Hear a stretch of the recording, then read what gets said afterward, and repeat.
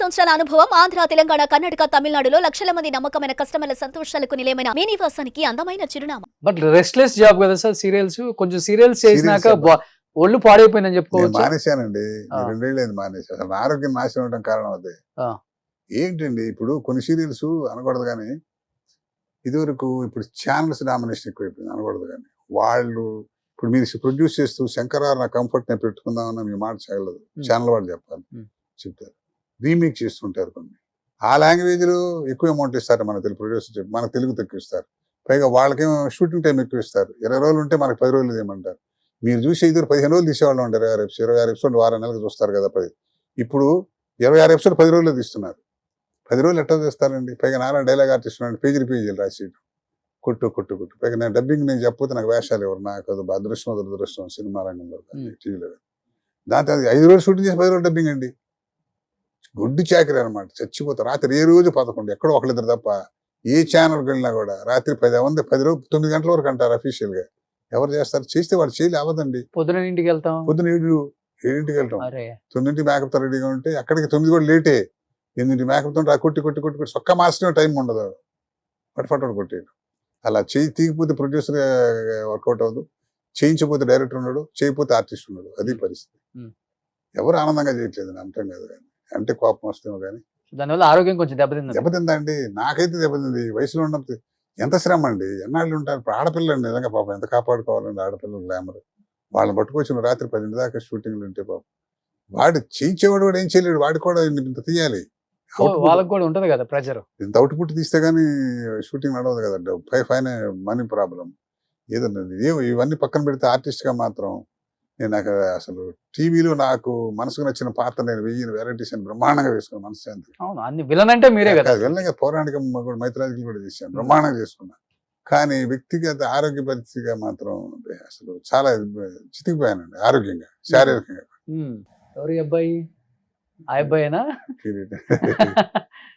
అశోక్ కుమార్, నేను అక్కడ పృథ్వీ. అవును, అశోక్ కుమార్ గారు. పోన్లే, ఇప్పుడు సంపూర్ణమైన జీవితం గడిపారు సార్. హ్యాపీగా రెస్ట్ తీసుకోండి. అంతే.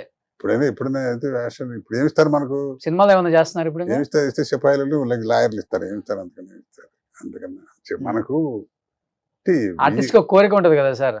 ఇంకా ఉంది. ఇప్పుడు ఎప్పటికైనా చేయగలం, చేస్తామని ఉంటుంది. ఎప్పుడో తగులుతుంది ఛాన్స్. ఇప్పుడు నేను చేసిన మనం అనుకుంటూ వచ్చే రాసి పెట్టుంటే వస్తుంది. చేయాలని ఉంటుంది కానీ కోరిక, అవకాశాలు రావాలి కదండి. ఇప్పుడు ఎవరు అసలు ఛాయిస్ పోయిందండి. ఇప్పుడు నీ సినిమా తీసుకున్నా నాకు నేను వేషం వేస్తాను ఇల్లు అనే పరిస్థితి.